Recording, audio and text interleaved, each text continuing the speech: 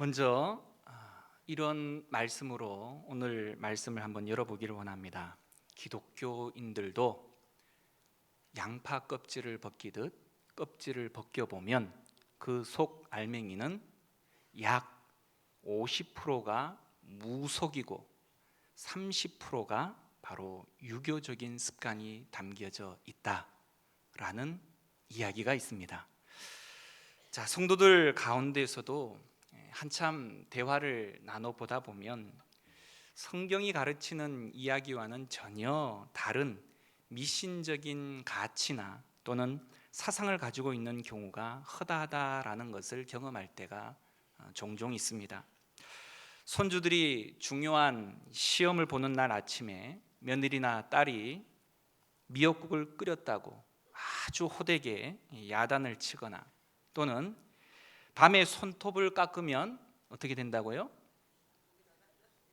복이 나간다든지 뱀이 온다든지 희한한 다른 속설을 이야기를 하면서 밤에 손톱이나 발톱을 깎지 못하게 하는 금지령을 또 내린다든지, 이름을 빨간색으로 썼다고 장로님으로부터, 권사님으로부터 아주 야단을 얻어먹는 그런 일들, 젊은 청년들 사이에서는 또 연인들 사이에 신발을 선물하면 또 떠나가 버린다. 그래서 선물을 절대로 신발로 짓지 않는다는 둥.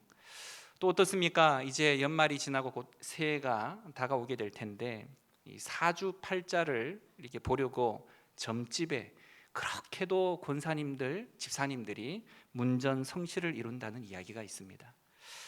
이것뿐만이겠습니까? 미신뿐만이 아니라 교회 안에서도 나이, 그리고 고향, 출신, 이런 것들을 이야기를 하면서 그룹을 형성을 하고, 초등학생, 중학생, 청소년 아이들처럼 어떤 직업과 관련한 내용들에 대해서 부자는 부자끼리, 가난한 자는 또 빈자끼리, 이런 형태로 모임을 갖는다든지, 뿐만 아니라 조금 더 신앙의 이야기로 좀 접어 들어가면, 내가 예수를 믿지만 그래도 좀 덕을 쌓아야, 공을 좀 쌓아야 천국을 갈 거 아닌가 라는 마음으로 착한 일에 대한 부담을 가지고 어떤 선한 일을 행위적으로 끊임없이 행해야만 하는 그런 지친 삶의 모습들도 의외로 많이 있었습니다. 무엇입니까?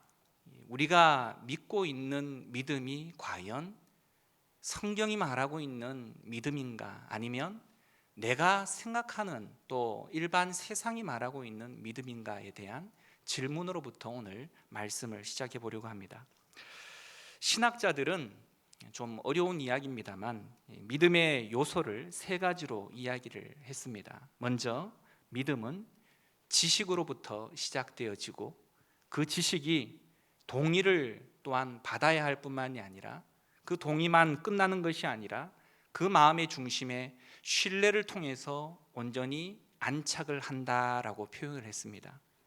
복된 소식, 무엇입니까? 복음이죠. 다시 말해 기쁜 소식인데, 이 복음은 사실상 누군가로부터 들어야만이 알게 되는 것, 그것이 바로 믿음을 수납하는 일에 있어서 가장 먼저인 첫 번째 단계에 해당한다라는 것입니다. 누군가로부터 복음을 들어야 믿음의 단계가 시작될 수 있다는 것이기 때문에 전도가 반드시 필요한 것이고, 누군가에게는 반드시 전해야만이 그가 들을 수 있는 계기가 마련되어진다라는 사실입니다. 그 복된 소식을 지식적으로 알게 되어지면 그 다음 단계는 그 사실에 동의를 하는 것입니다. 누군가로부터 어떤 지식을 들어도 내가 그 지식에 동의를 할 수 있고 또 그렇지 않을 수도 있다라는 사실 때문이다라는 것이죠. 그런데 구원을 얻는 믿음에 있어서는 반드시 전도를 통해서 얻게 된 그 지식에 동의가 되어야 그 다음 단계인 신뢰의 단계로 나아갈 수 있다라는 것입니다. 예를 들면 많은 사람들이 세종대왕이나 이순신 장군을 역사적 실존 인물로 믿듯이 예수님마저도 그렇게 믿고 있습니다. 그런 사람들이 많이 있다라는 거죠. 하지만 그 예수님이 지금도 살아계셔서 우리를 위해서 무엇을 해 주실 수 있다라는 사실은 동의가 잘 안 된다라는 것입니다. 하지만 구원을 얻는 믿음에는 반드시 이렇듯 복음에 대한 동의가 필수적인 요소다라는 사실입니다. 그 다음 단계인 마지막 단계가 바로 신뢰의 단계입니다. 어떤 사실에 대한 지식과 동의는 머리의 영역이라고 할 수 있다면 바로 이 신뢰라고 말하는 영역은 가슴의 영역입니다.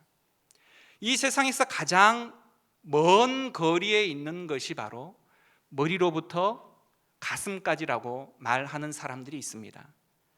바로 머리로는 알고 동의도 되어지지만 가슴으로 받아들이는 이 단계인 신뢰, 다시 말해 그 사실에 나의 전 인생을 전적으로 맡기거나 또는 의지하는 것을 마다하는 일들이 얼마나 많이 있느냐라는 것입니다.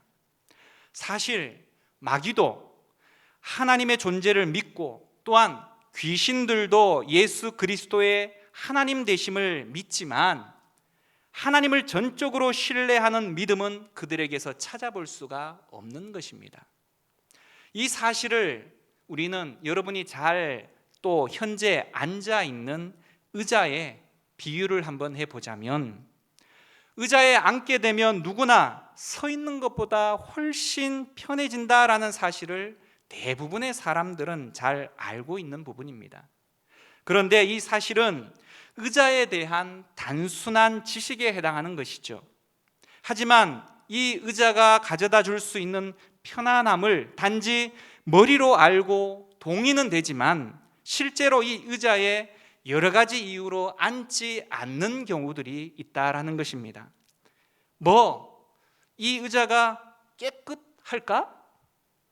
아니면 혹 이 의자의 다리가 부실해서 내가 앉으면 부서져 버리지는 않을까? 아니면 보기에는 편안해 보이지만 막상 앉으면 딱딱해서 불편하지는 않을까? 이런 여러 가지 걱정들이나 의심들로 인해서 다리가 불편해 편히 의자에 앉아 쉬고 싶어 하는 마음은 굴뚝 같지만 여러 가지 걱정 때문에 전전긍긍해하는 사람들이 있다고 치자라는 것입니다. 이 사람의 모습이 사실상 많은 불신자들이 전도를 받고 고민하는 내용들이다라는 것입니다. 그렇다면 이 의자가 누구입니까? 바로 예수 그리스도다라는 것이죠. 예수 교회 이야기들을 듣고 지나치면서도 보기에는 좋아 보이기는 하지만 그것에 온전하게 신뢰를 하지 못한다라는 것입니다. 그런데 불신자들에게만 이런 신뢰의 영역이 문제가 되는 것은 아니라는 것입니다. 사실 예배당 안에 있으면서도 이런 고민들로 인해서 내 몸은 의자에 맡기지 못하고 사실상 내가 가진 돈 문제이든지 건강 문제이든지 자녀의 문제이든지 또한 진로 문제와 같은 그 나이에 해당하는 일시적인 인생의 숙제들이나 성공, 진급, 학교, 직장과 같은 현세적 필요만을 위해서 예수님을 의지하는 경우들이 얼마나 많이 있냐라는 것입니다. 잠시 있다가 지나갈 이 세상의 일들을 위해서만 예수님을 믿는 사람들이 많이 있다라는 것입니다. 다들 잘 아시는 바와 같이 이런 문제들로 인해서 신앙생활하는 분들은 때로 그 문제가 해결이 되면 언제 그랬냐라는 듯이 황급히 뒤도 돌아보지 않고 떠나버리기가 일수다라는 것입니다.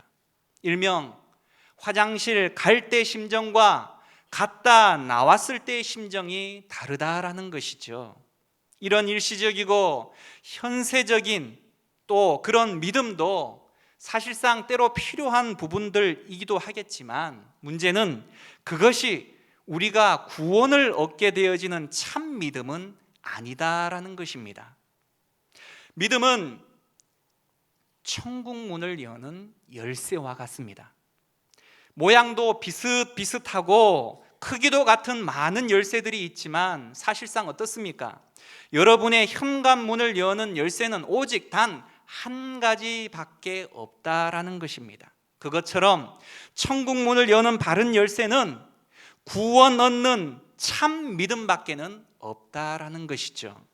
결국 구원 얻는 참 믿음은 나 자신의 선행이나 예수나 교회에 대한 일반적이고 단순한 지식, 또 그 지식에 대한 동의로서 끝나는 것이 아니라 오직 예수 그리스도께서 십자가에서 이루어 놓으신 구원의 역사들을 온전하게 신뢰하는 것을 통해서 우리는 얻을 수 있는 것입니다.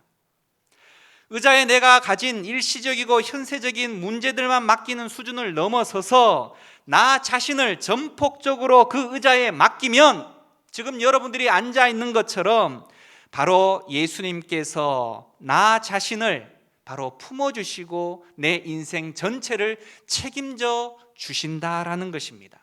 그것이 바로 우리 편에서는 신뢰이고 하나님 편에서는 온전한 통치가 되어진다라는 것이죠.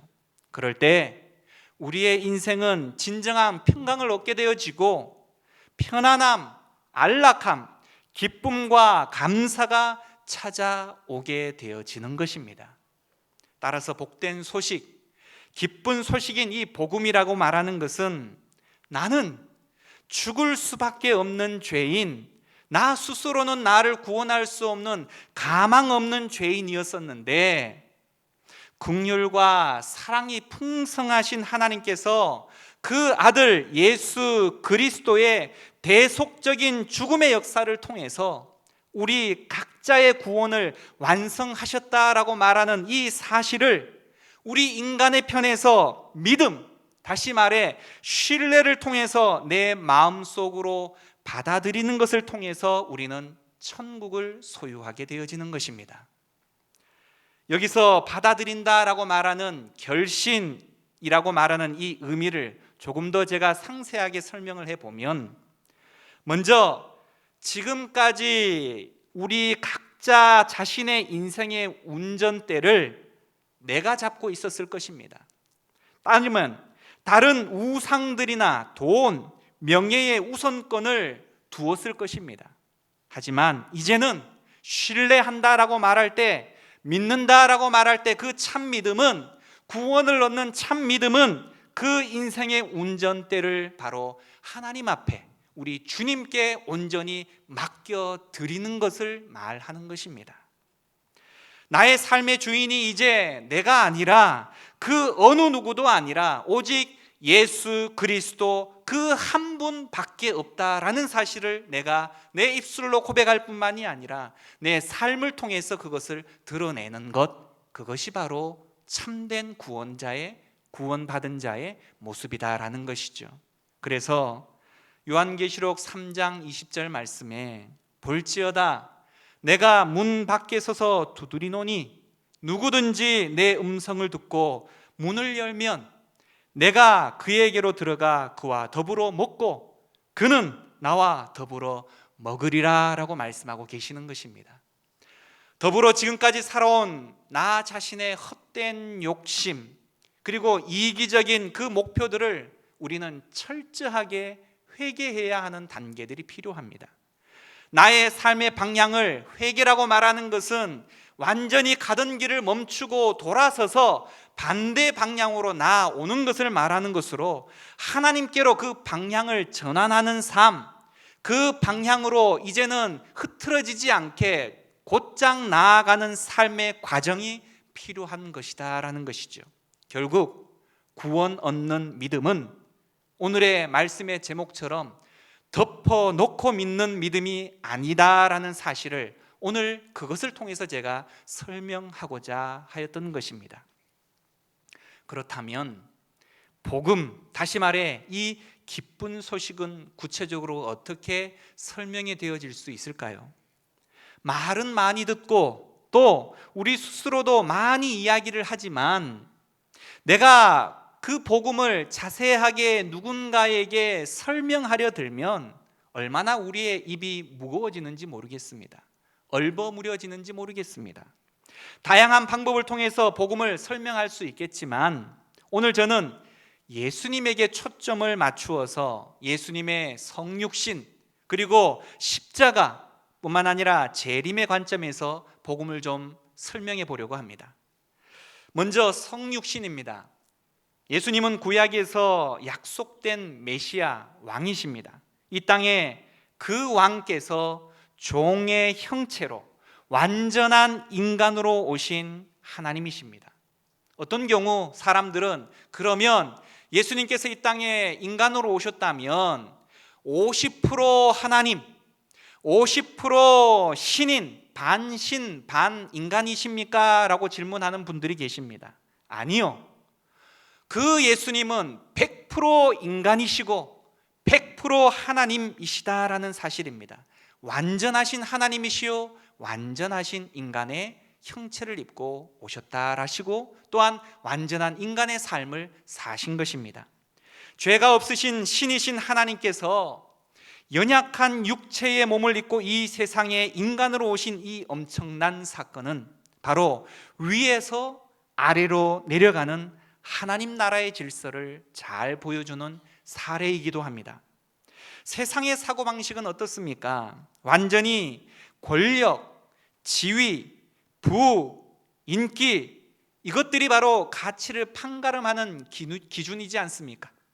하지만 바로 세상과는 다른 복음은 전혀 다른 종류, 다시 말해서 섬기고 남을 위해 희생하는 사람들의 공동체를 바로 원하는 것이 하나님 나라의 질서다라는 것입니다.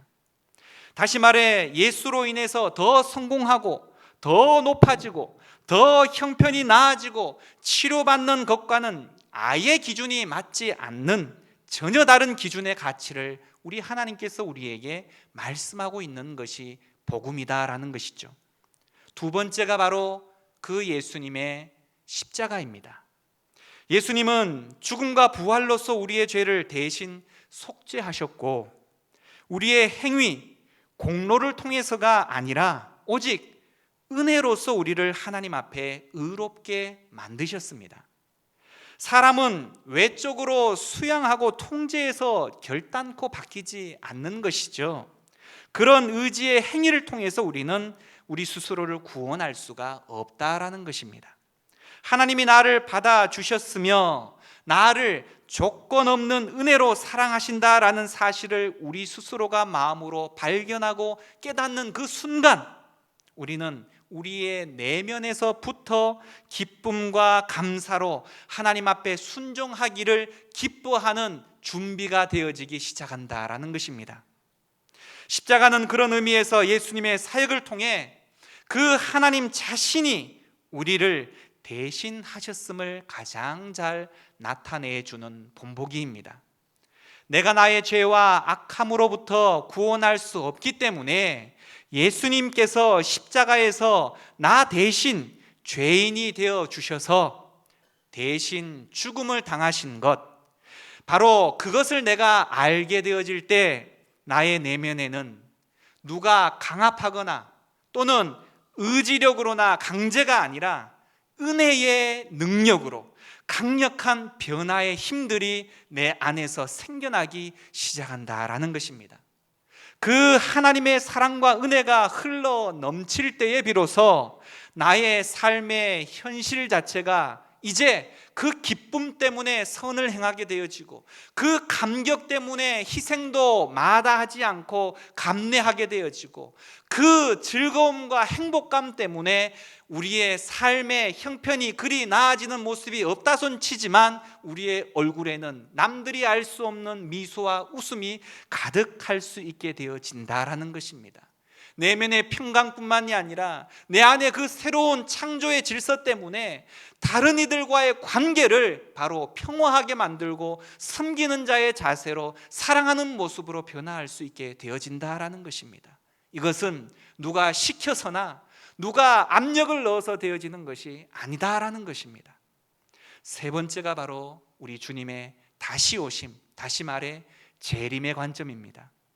예수님께서는 십자가에서 사탄과 악의 지배를 온전하게 완전히 깨뜨리셨습니다. 다시 돌아오실 때 그분은 모든 피조 세계를 새롭게 하시고 우리의 몸을 부활시킴으로써 그분이 시작하는 것을 완성하시게 되실 것입니다. 이 세 가지 사실은 하나님 나라와 관련해서 굉장히 깊은 의미를 가지고 있는 것입니다. 하나님은 이미 새로운 세계를 만드시고 계실 뿐만이 아니라 앞으로 예수님의 재림을 통해서 그 모든 내용들을 완성하실 것입니다. 이런 의미에서 우리는 부흥과 더불어서 갱생을 이루어 내어야 하는 것입니다. 갱생이라고 말하는 이 단어는 다시 살아난다라는 의미로 죽었던 것이 살아나고 침체되었던 영혼이 다시 새로워지는 역사를 말하는 것입니다. 만물을 새롭게 하시는 하나님의 능력으로 바로 우리 각자의 영혼과 교회들이 새로워지는 것입니다. 활력을 얻는 것입니다. 바로 초대교회 때와 같은 그 열정을 회복하는 것입니다. 기도가 살아나는 것이고 찬양이 살아나는 것이고 구원의 열정이 우리 가운데에서 다시금 살아나는 것입니다. 다시 말해 교회가 회복하면서 교회 전체가 하나님의 뜻을 이루어내기 위해 열망하며 아름다워지고 그 시대 어느 시대에 비해서도 강력해지는 것을 말하는 것입니다. 죄를 깨달아서 서로가 서로에게 용서를 구하며 화해를 구하며 사랑을 실천하며 은혜를 나누고 간증을 서로 나누어내며 함께 즐거워하고 행복할 수 있는 공동체, 바로 하나님의 인재를 갈망하는 것, 내 사리사욕과 내 배를 채우는 것에 더 관심을 갖는 것이 아니라 내 이웃에게 더 먼저 눈이 가는, 그것을 위해서 어떤 것을 희생해도 아깝지 아니하는 그 열망을 우리가 회복하는 것, 그것이 바로 갱생을 이루어내는 것입니다. 성령님의 정상적인 그 활동이 다시금 이 시대 우리 가정, 우리 개인, 교회에게 격렬하게 다시금 일어나는 것입니다. 누가복음 15장에서는 예수님께서 잃어버린 두 아들의 비유, 우리는 탕자의 비유로 더 잘 알고 있는 본문이죠. 첫째 아들은 누구나나 걸어가는 종교의 길을 걷는 열렬한 신앙인들을 대표합니다. 다시 말해 그 당시에서는 바리새인이었고 성경 교사들이었습니다. 둘째 아들은 종교와는 전혀 관계없는 삶, 다시 말해 하나님을 아예 무시하고 신앙에 아예 관심을 두지 않음으로써 구원하신 하나님을 외면하는, 하나님으로부터 떠나 있는 모든 이방인과 세리, 죄인들을 대표하는 바로 사람이었습니다. 두 아들은 모두가 아버지로부터 분리되어 있었고 구원의 잔치에 참여하고 있지를 못하고 있는 대상들이었습니다. 성경은 사람을 착한 사람과 나쁜 사람으로 구분하는 것이 아니라 교만한 사람과 겸손한 사람으로 구분하기를 더 좋아합니다. 예수님은 종교의 길을 걷는 바리새인들, 다시 말해 큰아들과 비종교의 길을 걷는 죄인, 세리, 바로 죄인과 세리를 대표하는 이 둘째 아들의 모두가 복음의 길로 나아와야 함을 보여주고 있다라는 것입니다. 우리가 복음을 깨달을 때는 이전까지 잘못된 길을 걸음으로써 사실상 하나님을 마음으로부터 회피하고 있고 외면하고 있었음을 깨달아서 이제 겸손하게 하나님께로 돌아가야 한다라는 것입니다. 복음은 우리에게 도덕적인 행위의 변화를 하라고 강압하는 것이 결단코 아닌 것입니다. 착한 일을 많이 해야, 선을 쌓아야, 공덕을 쌓아야 하나님의 나라에 들어갈 수 있다라고 결코 성경은 말하고 있지 않다는 것입니다. 복음은 바로 하나님의 사랑을 온전히 바라봄으로써 마음으로부터 그 사랑과 감사를 경험할 수 있도록 우리를 말씀 앞으로 이끌어 가고 계신다라는 것입니다. 그렇기 때문에 복음은 우리의 마음의 중심에서 시작되어지는 것입니다. 은혜의 복음은 사람의 모든 것을 바로 그 마음으로부터 시작하여서 변화시켜 가는 것입니다. 하나님의 은혜는 그 삶의 인생 전체를 그래서 변화시키십니다. 한 걸음 더 나아가 보겠습니다. 복음은 그 중요성을 제대로 이해하지 못한 채 우리들이 너무나 자주 사용하는 단어 중에 한 가지인 줄 압니다. 다시 말해, 복음에 대해 말은 많이 하지만 삶의 모든 영역에 적용되어지지는 못하고 있다라는 것입니다. 가령 복음을 단순히 하나님 나라에 들어가는 문이나 그 입구로 인도해주는 길 정도로만 생각하고 있다라는 것입니다. 그러나 복음은 그것보다 훨씬 더 방대한 것을 포함하고 있습니다. 복음은 단순히 구원을 위해서 통과해야 할 문이 아니라 그리스도인으로서 매일매일 걸어가야 하는 길이요, 지속적으로 변화해 가기 위한 방법이 바로 복음입니다. 복음은 단순히 죄의 삭스에 대한 지불만으로 끝나는 것이 아니라 죄의 능력으로부터 해방과 자유를 가져다 주는 것입니다. 복음은 하나님 앞에서 우리를 의롭다 칭함받게 할 뿐만이 아니라 우리가 하나님으로 인해 기뻐하고 자유함을 얻게 해 주는 것입니다. 이처럼 복음은 모든 것을 변하게 하는 힘의 원동력이 되는 것입니다. 따라서 복음은 로마서 1장 16절에서 언급했던 것처럼 바로 하나님의 능력입니다. 우리는 복음을 삶에 적용하는 그 능력을 무엇보다도 필요로 하다라는 사실입니다. 그런 의미에서 복음은 개인에게도 중요하지만 교회에게도 그 역할은 너무나 중요한 위치에 있는 것입니다. 교회는 세상을 위해서 존재해야만 합니다. 교회는 교회 자체의 성장과 구성원들의 풍요를 위해서 존재하는 것이 아니라 세상의 구원을 위해서 하나님께서 사용하시는 도구가 되어줘야 한다라는 것입니다. 어떻게 하면 하나님의 뜻을 제대로 분별해서 이 세상에 하나님의 나라를 이뤄갈 것인지를 고민해야 하는 것이 교회여야 한다라는 것입니다.